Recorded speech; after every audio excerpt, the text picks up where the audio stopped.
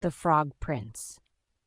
In the olden time when wishing was having, there lived a king whose daughters were all beautiful.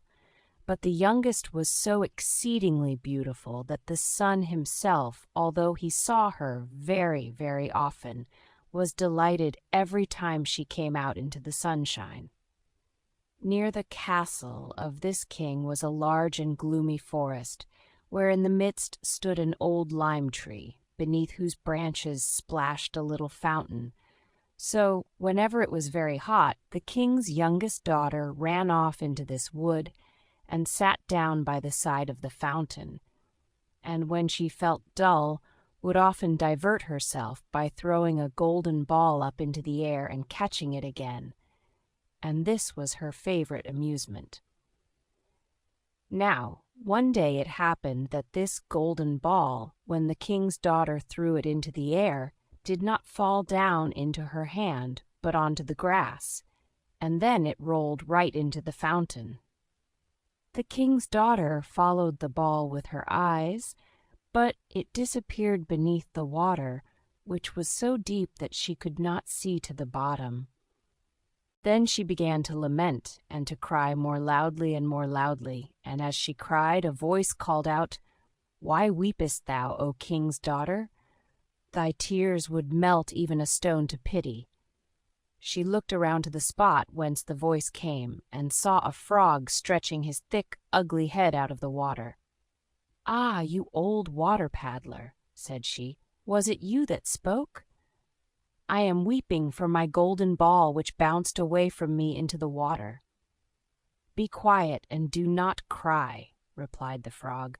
"I can give thee good assistance, but what wilt thou give me if I succeed in fetching thy plaything up again?" "What would you like, dear frog?" said she. "My dresses, my pearls and jewels, or the golden crown which I wear?" The frog replied, "Dresses or jewels or golden crowns are not for me, but if thou wilt love me and let me be thy companion and playmate, and sit at thy table, and eat from thy little golden plate, and drink out of thy cup, and sleep in thy little bed, if thou wilt promise me all these things, then I will dive down and fetch up thy golden ball." "Oh, I will promise you all," said she, "if you will only get me my golden ball." But she thought to herself, "What is the silly frog chattering about? Let him stay in the water with his equals. He cannot enter into society." Then the frog, as soon as he had received her promise, drew his head under the water and dived down. Presently he swam up again with the golden ball in his mouth and threw it on to the grass. The king's daughter was full of joy when she again saw her beautiful plaything, and taking it up, she ran off immediately. "Stop! Stop!" cried the frog. "Take me with thee. I cannot run as thou canst." But this croaking was of no avail. Although it was loud enough, the king's daughter did not hear it, but, hastening home, soon forgot the poor frog, who was obliged to leap back into the fountain. The next day, when the king's daughter was sitting at table with her father and all his courtiers, and was eating from her own little golden plate, something was heard coming up the marble stairs, splish splash, splish splash, and when it arrived at the top, it knocked at the door, and a voice said, "Open the door, thou youngest daughter of the king." So she arose and went to see who it was that called to her. But when she opened the door and caught sight of the frog, she shut it again very quickly and with great passion, and sat down at the table, looking exceedingly pale. But the king perceived that her heart was beating violently, and asked her whether it were a giant who had come to fetch her away, who stood at the door. "Oh, no," answered she, "it is no giant, but an ugly frog." "What does the frog want with you?" said the king.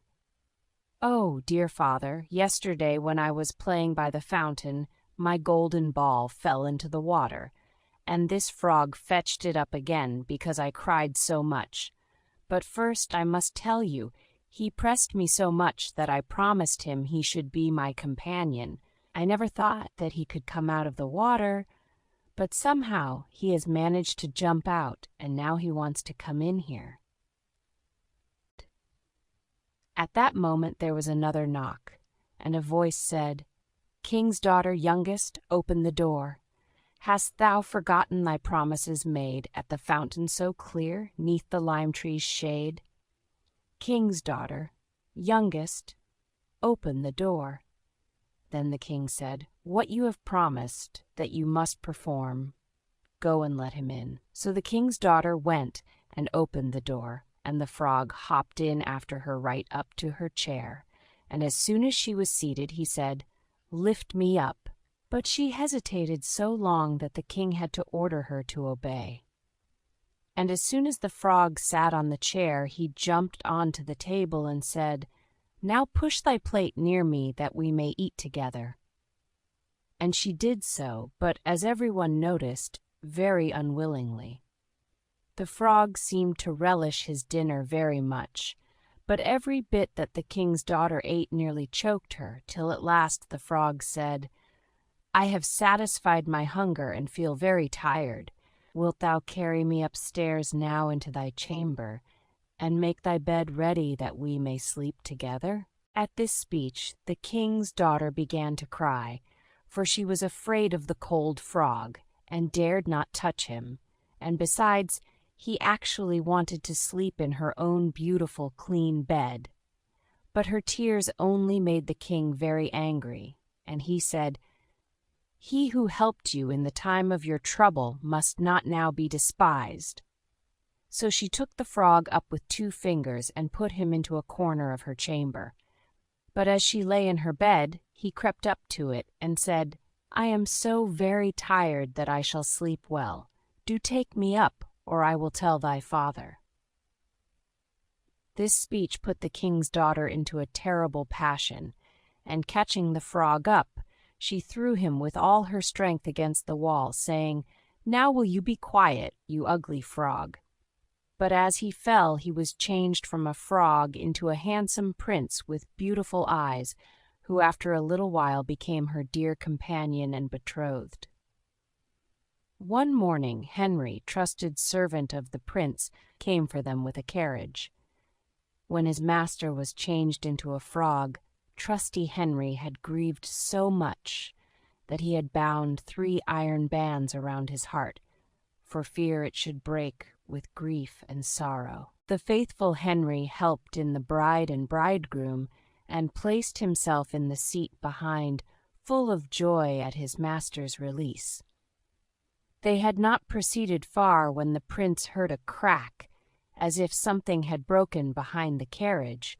So he put his head out of the window and asked trusty Henry what was broken, and faithful Henry answered, "It was not the carriage, my master, but an iron band which I bound around my heart when it was in such grief because you were changed into a frog."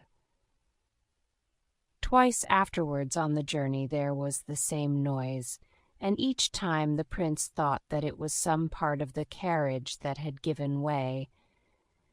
But it was only the breaking of the bands which bound the heart of the trusty Henry, and who was thenceforward free and happy.